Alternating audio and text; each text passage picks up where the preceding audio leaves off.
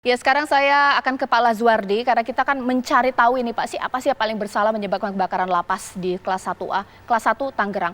Kalau lihat dari efek api yang ditimbulkan dan besaran efek kebakaran yang kemudian dimunculkan, sebenarnya memangkah ini berat kepada korsleting listrik atau ada pemicu lain apa? Disengaja Pak? Ini bagaimana melihatnya Pak?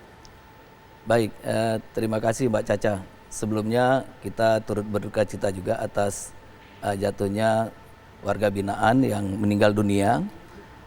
Kalau kita melihat kebakaran yang terjadi dan dari hasil penyelidikan pihak kepolisian memang dikatakan korsleting listrik.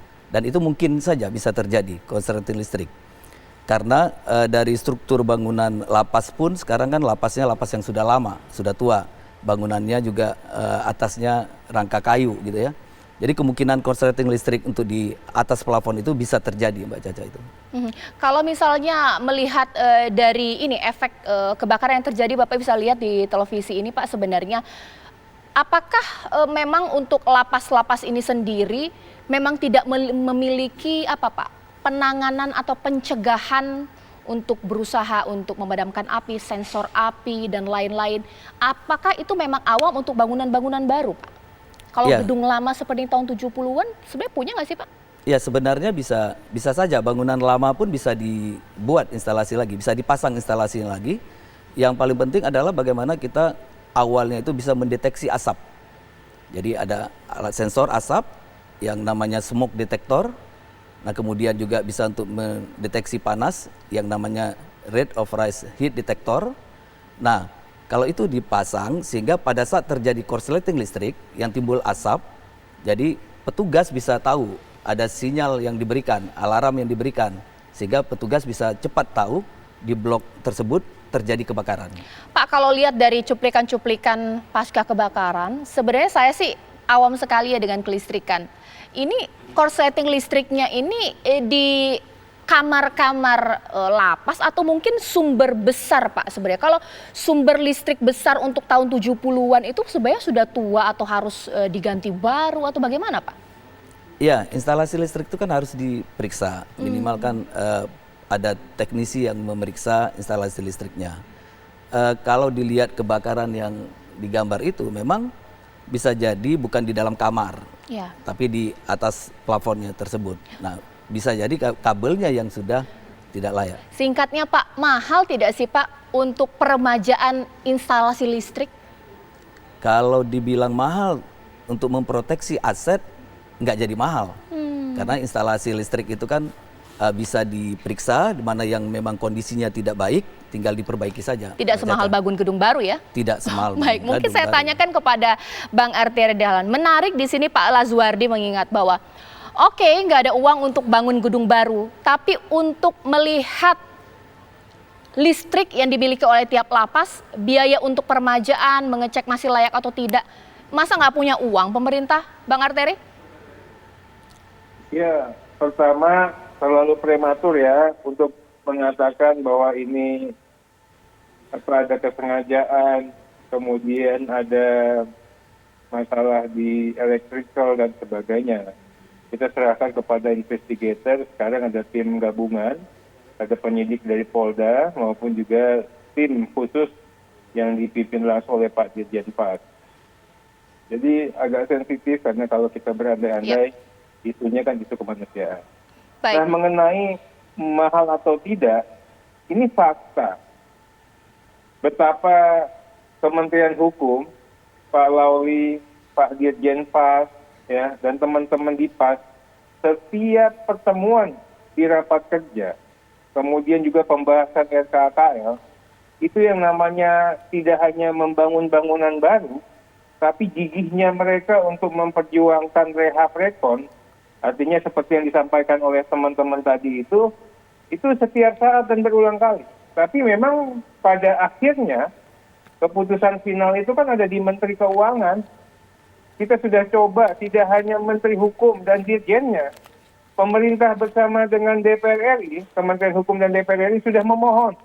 Tapi memang kita kan harus berbagi anggaran dengan kementerian dan lembaga yang lain. Katanya skala prioritas. Apakah ini tidak prioritas? ini pertimbangannya kan belum pada saat kejadian kemarin. Kita sudah yakinkan betul bahwa namanya electricity itu wajib hukumnya untuk dalam keadaan prima.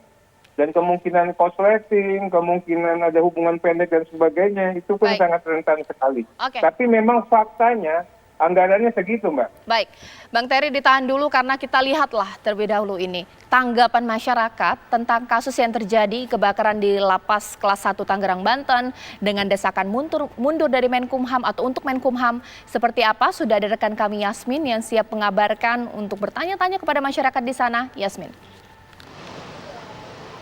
Ya, selamat malam Caca, Anissa dan juga pemirsa. Memang peristiwa kebakaran yang terjadi di Lapas Kelas 1 Tangerang pada hari Rabu dini hari lalu ini memicu desakan masyarakat kepada Menteri Hukum dan HAM Yasona Laoly untuk mengundurkan diri dari jabatannya. Di mana hingga kini terdapat 44 korban tewas dalam peristiwa ini. Bahkan dari pihak Amnesty International Indonesia juga menilai ada sejumlah unsur HAM yang diabaikan sehingga peristiwa ini pun terjadi. Nah, bagaimana pendapat warga DKI Jakarta mengenai hal ini? Kami akan coba tanyakan. Selamat malam, ini dengan Mas siapa?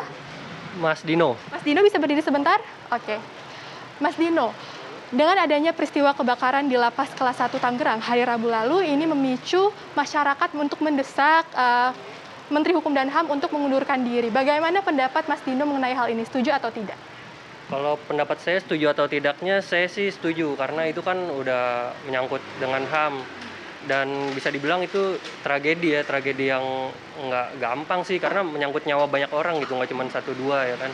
Jadi saya sih setuju aja untuk memperbaiki juga sistem keamanan atau apa yang ada di lapas itu sendiri ya kan ke depannya.